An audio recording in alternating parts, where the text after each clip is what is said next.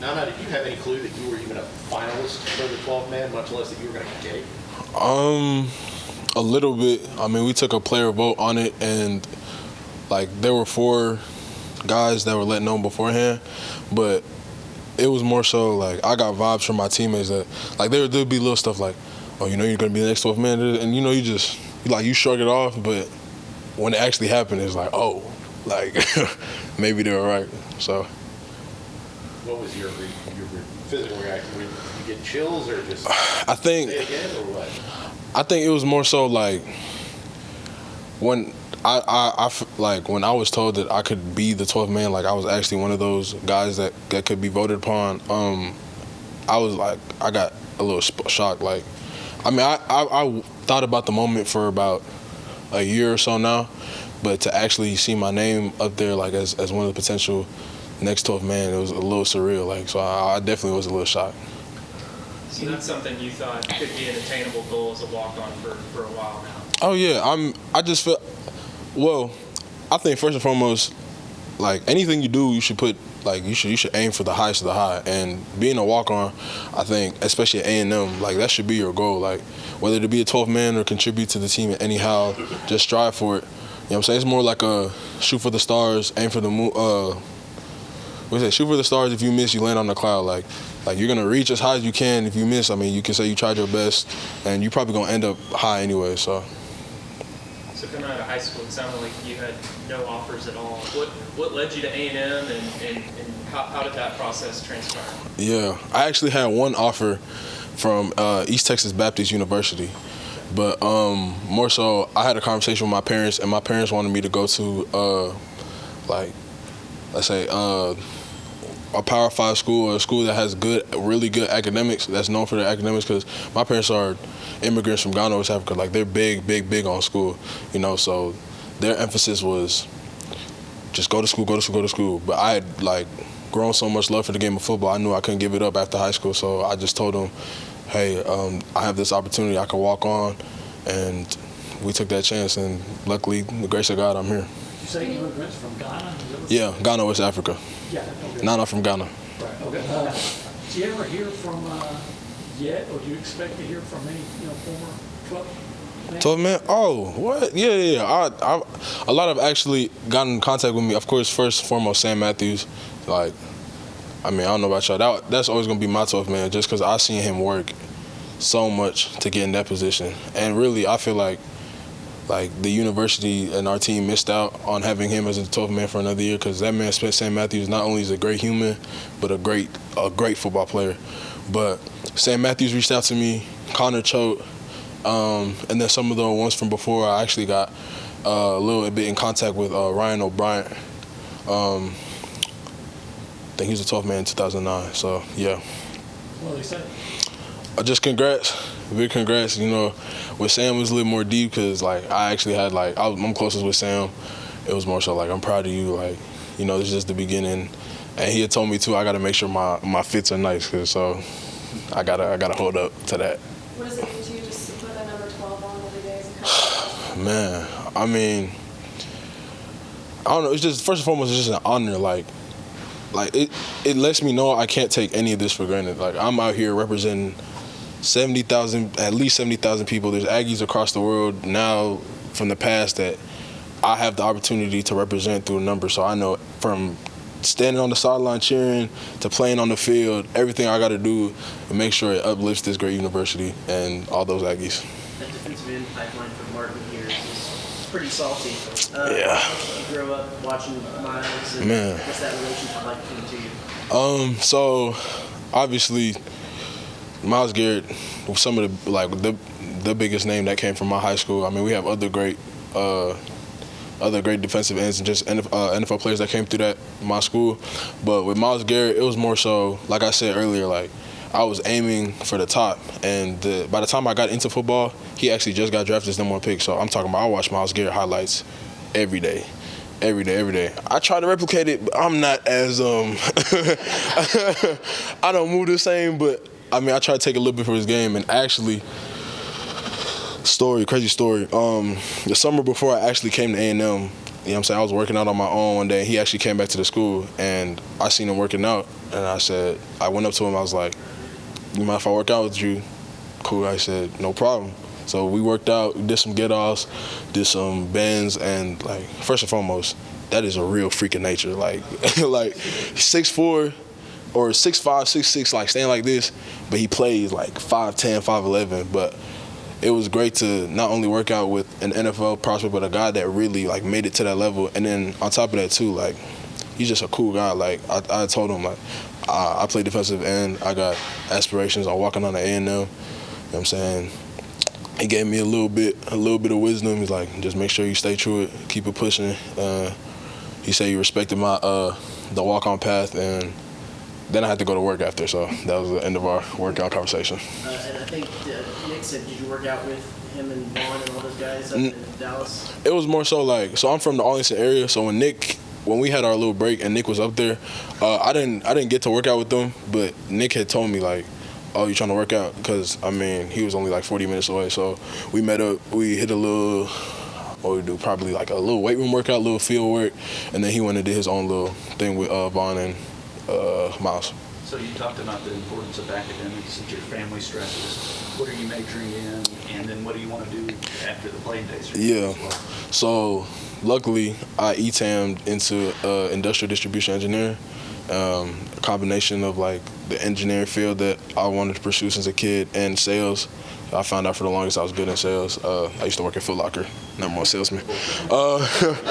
But yeah, the engineering program here, this university is one of the top in the country. So I mean, it was no easy feat. I actually came in wanted to do mechanical, but my GPA humbled me a little bit. So I was like, maybe I should, and I also wanted to pursue football like way more. So I just thought I should take some more time and try this major like ID, which is still a very respectable major if you do your research on it. It makes about the same amount of money as, which it sounds like cat, but it's real. Like, it makes close to equivalent about the same amount of money in a shorter time. It's just that there's sales, there's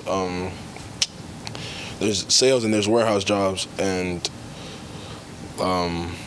yeah, and you said after football? Yeah, just long term. Yeah, long term. I mean, hopefully, when it's all said and done, I got a good A&M degree that I can fall back on. I can use to fall back, hopefully, in that like engineer sales world. Because I mean, I'm a people person, so I'm not necessarily like, I don't like to sit behind the cubicle or stuff. I like to be on the field.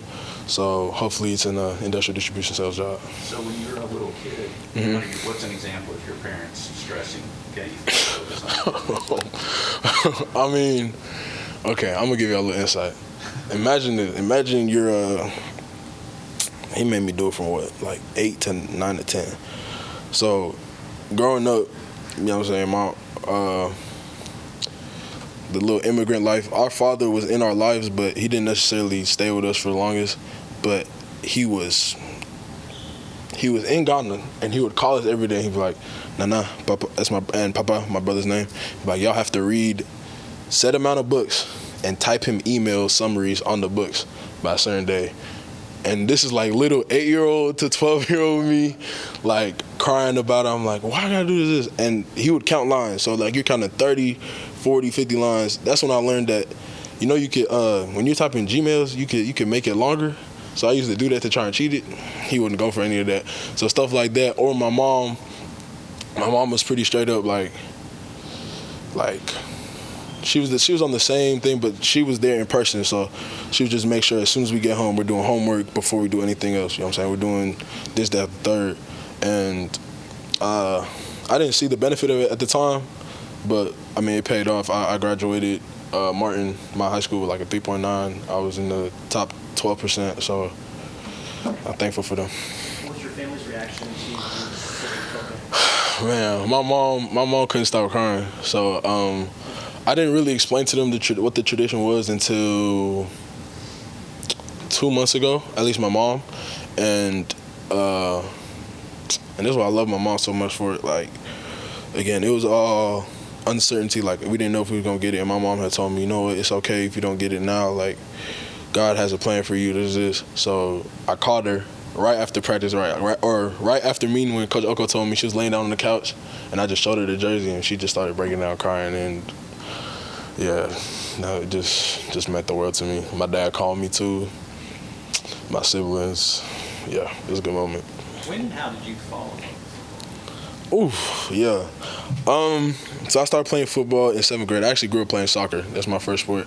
But with football, it was more so like I was a big kid that played soccer. Like I was built like an old lineman. I was trying to play soccer, and my junior high coaches told me, "Come try this football thing out. Just give me 2 weeks." And I started playing, and I was good. Like I made A-team off the bat, and I think my strong suit was like I could memorize. Like I memorized the plays really well. Like I could recite every play word for word. I could tell you what each person was doing on offense and defense, and then it also gave me an excuse to start working out. Like I said, I was a bigger kid. I started losing weight. I started getting stronger. I started getting faster. I was competing with kids, and I just became obsessed with the game. And then the more and more time I spent into it, because that pipeline in high school, like we put a lot of time into the program, and then the more and more I found out like I can like really be good at this thing, just the more and more I kept working, putting the after hours, and before I know it, like I really like just couldn't see my life without football. Were your parents cool with it the whole time? Oh no. oh no. I mean, they fought with me for the longest. My mom, at least, it was more so like the head injury thing, like, and my pops just like I said, they're big school oriented. Like he wanted me to focus on like I said, football is very time consuming, and he just felt like initially it was starting to take time away from my schoolwork. But once I showed him in high school that I can bounce the two and still have good grades, he got on board, and I'm glad that they did, or I wouldn't be in this position today. So. What brought your family to? Better opportunity. You know what I'm saying? Like Ghana, don't get me wrong, it's a beautiful country. You know what I'm saying? You got to go out there and do your research on yourself. But I mean, it's got its rough parts too. And I mean, I think at the time too.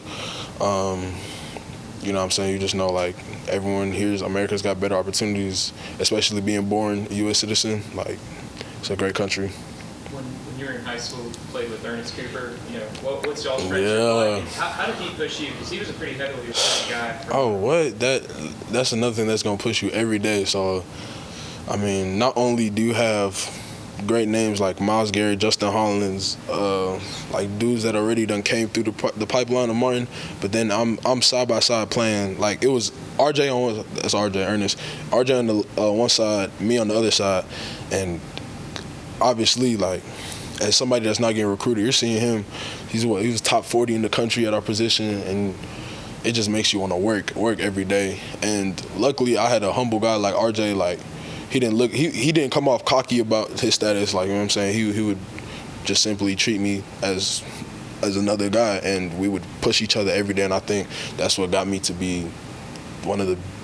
I feel like was a pretty good high school player. And then when you decided to come to A&M for school and were going through the walk-on process. Yeah. What were the conversations like, maybe with like Coach Terry Price or Coach Miles and all that? Yeah. Rich PCP. I would not be here without that man today. Funny story. So we're doing exit meetings senior year, and my high school coach at the time, Coach Bobby Wager, you know what I'm saying? One of the little questions on the paper was, how can I help you? What are your plans now after high school, and how can I help you with those plans? I told him on that paper, I said, I want to walk on at Texas A&M. He actually sat there, called Coach Terry Price. He said, hey, TP, I got a kid. He said he wants to walk on to A&M. What's happening with that? TP told him, okay, I can make it happen. And before you know it, I luckily got to walk on in that fall. By the grace of God, I'm here. So I would not be here where I am without Coach Terry Price. You said you're Nana from Ghana, but you said you were born here or born in Yeah. Okay. Yeah, I was born in Bronx, New York. Why New York? Is that where they first went to? I think that's just where my mom was working at the time. Like, she was working in the area at the time. Beyond the tradition and the weight that the 12th man carries and the number, what does it mean to have that kind of overwhelming support from your teammates? It means the world to me. I think, like, especially in this day in college football, you can take for granted how much it means to just simply be a good teammate and just have the respect of your team. Like, I'm big on respect. I think I just wanted for the longest, especially as a walk-on. Like, so to get voted by my teammates for that opportunity, and I don't know. I think that was the most meaningful part of getting nominated. Like just to see how much of my teammates, coaches, coaching staff, weight room staff, like they respected me. Like it meant the world.